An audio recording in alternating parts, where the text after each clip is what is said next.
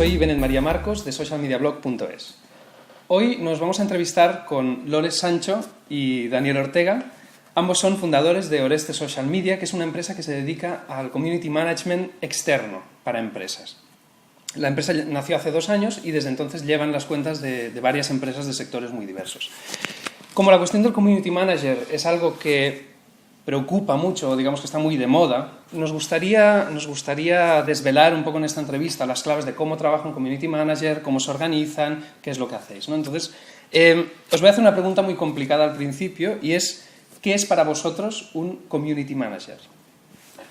Principalmente un community manager es la persona que escucha a la empresa y traslada toda esa información de la mejor manera posible al público, al cliente final. ¿Lo ves tú igual? Por supuesto.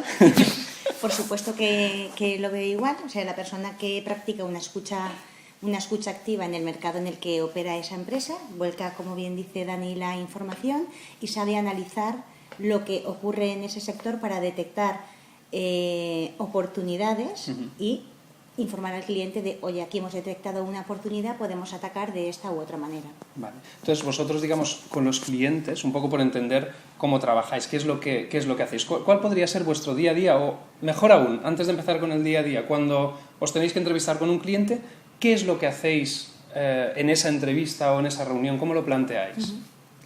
Pues mira, cuando a nosotros nos llama un cliente a Oreste solicitando de nuestros servicios, lo primero que hacemos es concertar una cita con él, porque lo que nos interesa es escuchar al cliente para ver qué nos cuenta, qué necesidades tiene y qué inquietudes tiene con respecto a esto del tema del social media.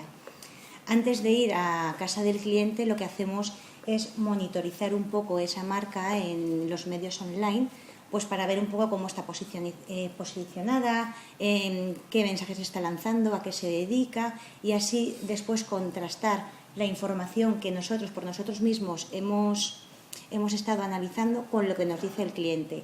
Porque sorprendentemente en muchas ocasiones el cliente te cuenta a qué se dedica, qué está comunicando y no tiene nada que ver con lo que a nosotros nos ha dado a entender, ¿no? Con la imagen real que está transmitiendo. Eso claro. es, ahí hay un choque de posicionamiento deseado por parte de ese cliente al mercado y posicionamiento detectado.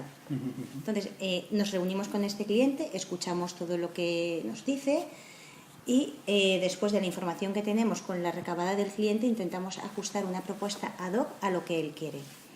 En muchas ocasiones pues los clientes nos llaman para solicitarnos servicios de community manager, sin saber que desde Oreste también podemos dar el servicio de formación y decirle, mira, tú tienes a personal interno en la empresa, podemos plantear contigo la estrategia, ponerla en marcha y formar a la persona que al final va a ser el community de esta marca, dándole un servicio de asesoramiento mensual o hacer un servicio técnico, ¿no? Como si fuera una línea telefónica de, oye, tengo este problema, pues ahí está Oreste para poder solucionárselo en caso de que esto ocurra. Porque esa es una de las cuestiones o una de las preocupaciones que corren muchas veces por la red, ¿no? ¿Qué es mejor, un community manager interno o un community manager externo a la empresa? ¿Cómo lo veis vosotros?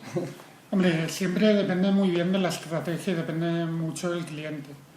Es cierto que hay mucha sobreinformación, pero al final el cliente no sabe ni lo que es un community manager, el que más y el que menos.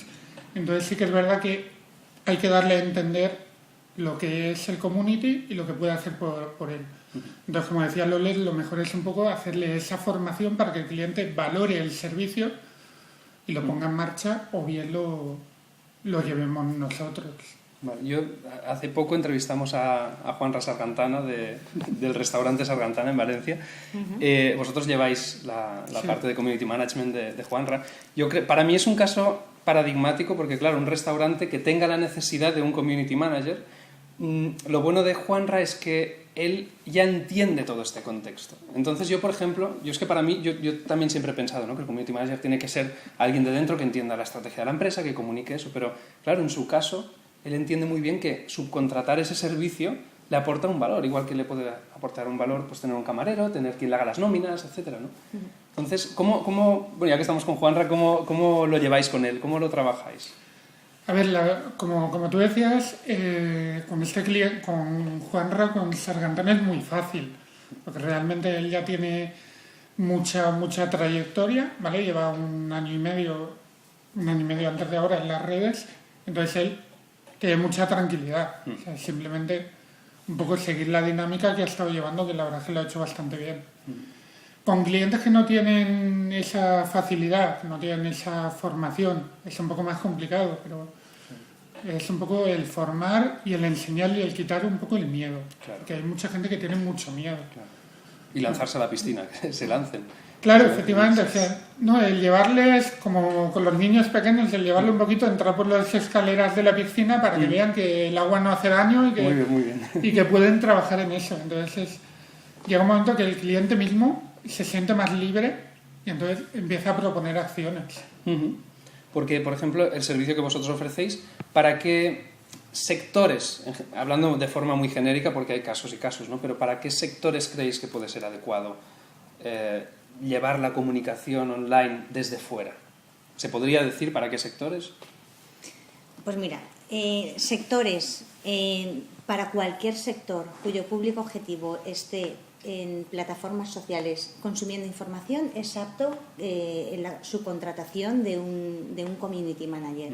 ¿Vale? Tienen que estar ahí porque tienen que comunicar donde la gente consume la información. Ahora, que ese community sea interno o externo, pues también depende, como todo en la vida. Si subcontratas un servicio de community manager externo y ese community no habla con el cliente a diario, no sabe qué ha pasado en la empresa, que ha habido un nombramiento nuevo, que está lanzando un producto, pues probablemente no sea buena, ¿no?, la gestión de ese community. Si es un community manager que está inquieto por saber qué ocurre en la empresa, que trabaja incluso dentro de la empresa durante unas horas a la semana, al final ese servicio externo se convierte en interno. O sea, Daniel y yo nos consideramos parte de las plantillas de las empresas a las que les damos ese tipo de servicios. Muy bien. Entonces depende de cómo se lleve esa gestión. Porque a la hora de establecer, por ejemplo, los procesos de trabajo con estos clientes, ¿no? ¿Cómo los organizáis? ¿Cómo trabajáis la monitorización? ¿Qué herramientas utilizáis? ¿Cómo gestionáis toda esta cuestión, digamos, de la comunicación online con este tipo de clientes? Primero, volvemos un poquito atrás, que quería comentar también que la atención a ese cliente, más allá del trabajo diario que hagamos, hace falta una vinculación directa con ese cliente. Igual, pues, si no es presencialmente, telefónicamente, al menos 2-3 veces por semana estar en contacto con él. Para que sea un community externo, el cliente tenga la sensación de que la persona es interna, de que lucha por su empresa como el que más. Entonces eso ahí no evita que la gente diga, ¿es externo o interno? Porque nosotros nos podemos considerar interno porque estamos trabajando de forma externa por la implicación que le ponemos. Y por ejemplo, el hecho de implicar a los empleados de una marca también, ¿hasta qué punto, digamos, tenéis la suficiente fuerza como para entrar tan dentro de la empresa? Sí, normalmente cuando ya entramos con una empresa a trabajar, lo que en la mayoría de empresas hacemos es una formación, una especie de charla a esos empleados, porque consideramos que los empleados son los primeros que deben potenciar su empresa. Si esos empleados potencian la marca de su empresa, va a ser mucho más fácil.